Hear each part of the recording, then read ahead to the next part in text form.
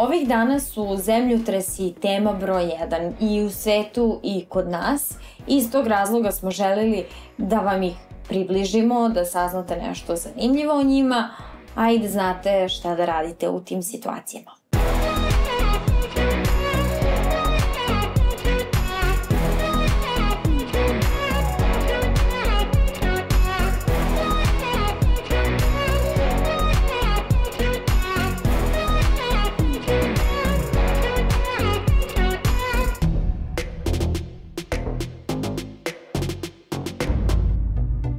Postoji dosta faktora koji su bitni kada pričamo o zemljotresima, a neki od njih su: na prvom mestu tektonske ploče. Zemljina kora je podeljena na nekoliko velikih tektonskih ploča koje se neprestano pomeraju. Kada se te ploče sudare ili se jedna podvlači ispod druge, to može uzrokovati zemljotres.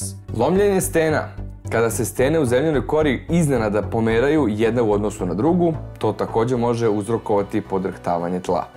Vulkanizam. Aktivnost vulkana može uzrokovati zemljotrese, pogotovo kada se lava kreće kroz podzemne stene i stvara se nova magma.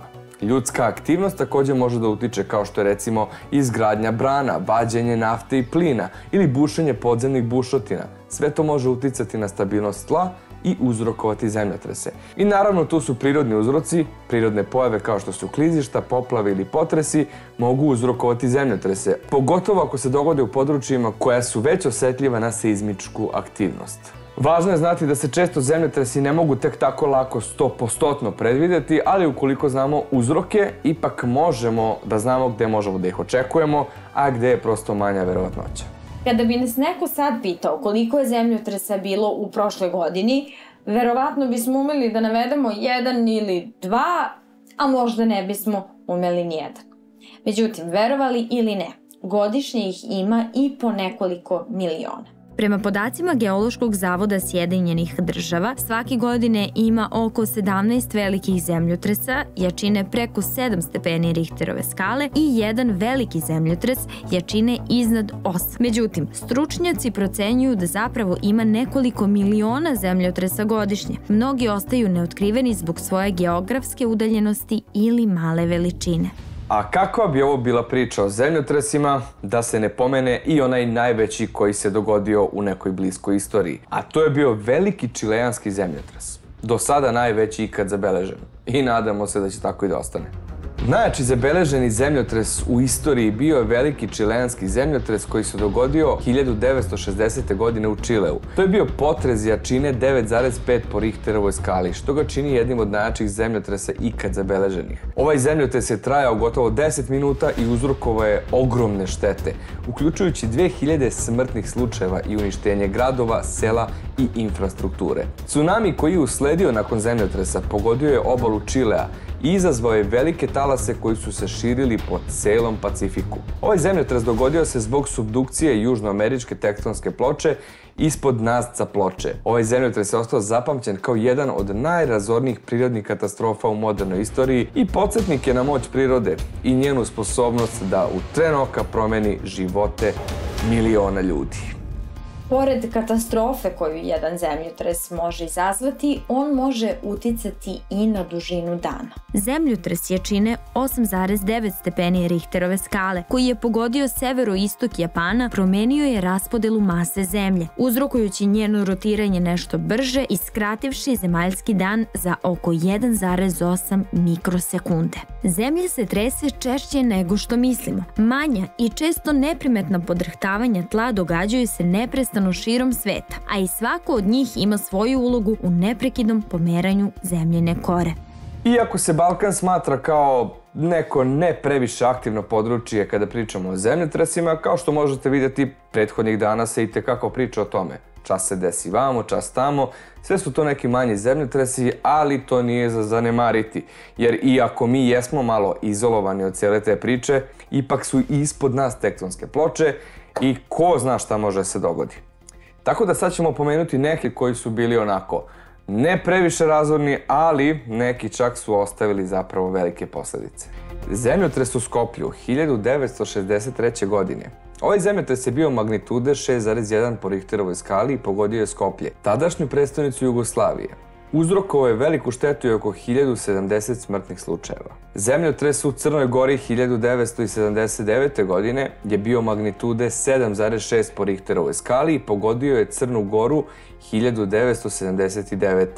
Uzrokovao je velike štete i oko 136 smrtnih slučajeva. Zemljotres u Albaniji 2019. godine bio je jak 6,4 na Richterovoj skali i uzrokovao je velike štete i oko 51 smrtni slučaj. Zemljotres u Bosni i Hercegovini 2014. godine je bio 4,7 na Richterovoj skali i uzrokovao je manje štete, ali je izazvao paniku među stanovništvom. Zemljotres u Srbiji 2010. godine je bio 3,8 na Richterovoj skali, uzrokovao je manje štete, ali je izazvao strah i paniku među ljudima. Iako su zemljotresi na Balkanu relativno retki, važno je imati na umu da ovaj deo sveta nije potpuno imun na seizmičku aktivnost. Stoga je važno osvestiti rizike od zemljotresa i sprovesti neke mere prevencije i pripreme kako bi se smanjile moguće štete. Zemljotres utiče na stajaću vodu.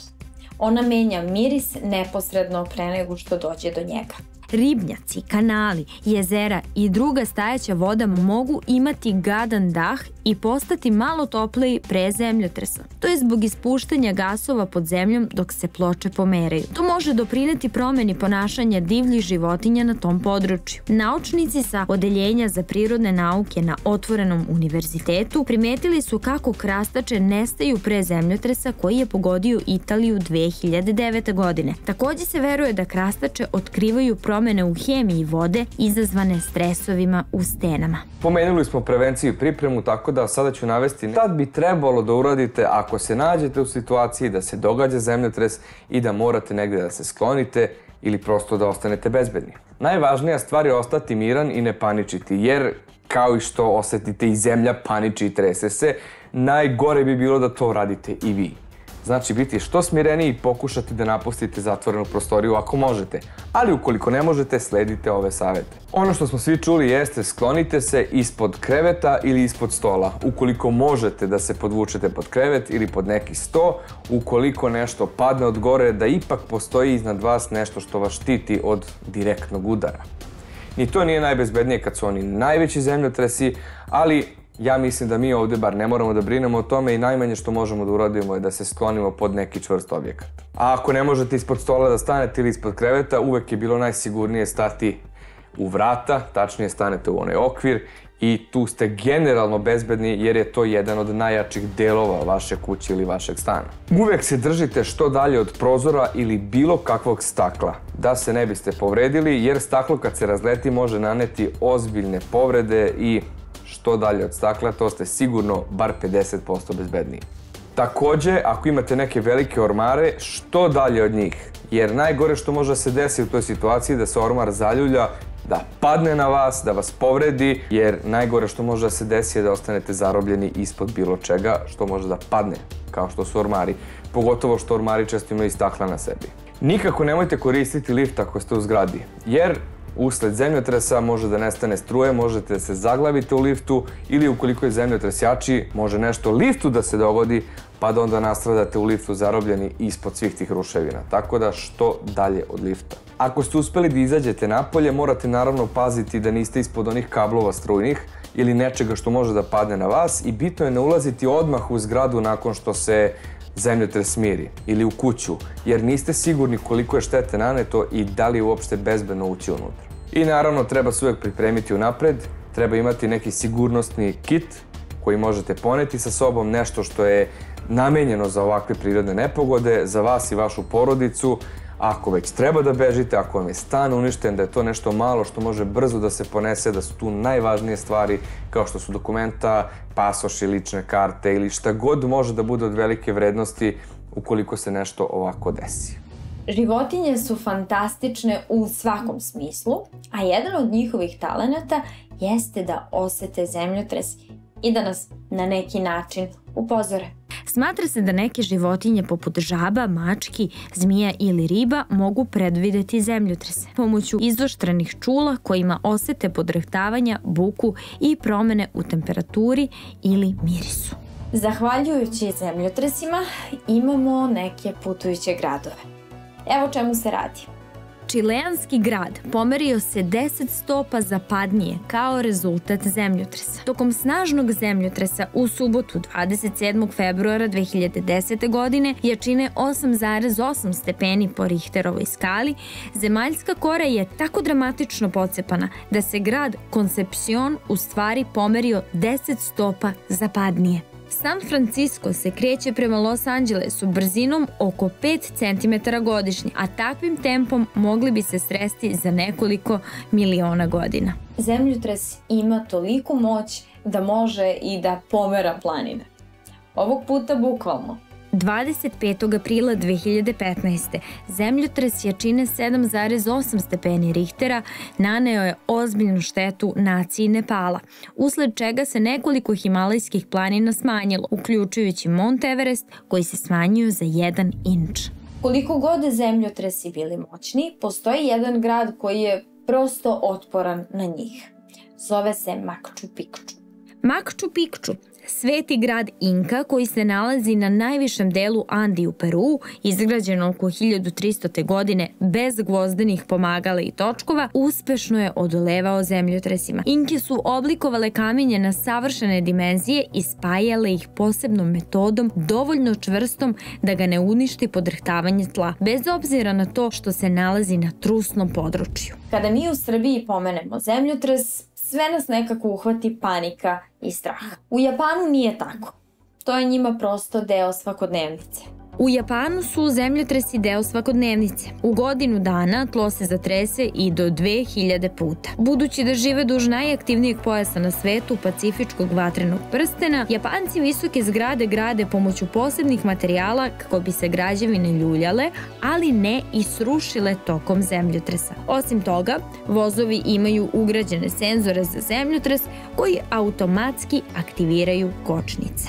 To je bilo sve za ovu današnju epizodu i nadamo se da ste nešto naučili danas, s obzirom da danas nije bila namera da se zabavimo, već da pričamo o jednoj ozbiljnoj temi koja se trenutno dešava oko nas, pa i kod nas u poslednje vreme, da eto, znate pogotovo ove savete šta bi trebalo da radite tokom zemljotresa, jer nikad se ne zna šta nas čeka, klima se menja, sve živo se menja, sve je nestabilno i sutradan može nešto ovako da se desi i ako se setite bilo kog savjeta od onih koje sam vam rekao, sigurno će vam značiti u tom momentu. A mi se vidimo i sledeće nedelje, 11.15, 17.55 na Vavum televiziji i kod nas na YouTube kanalu. Ćao!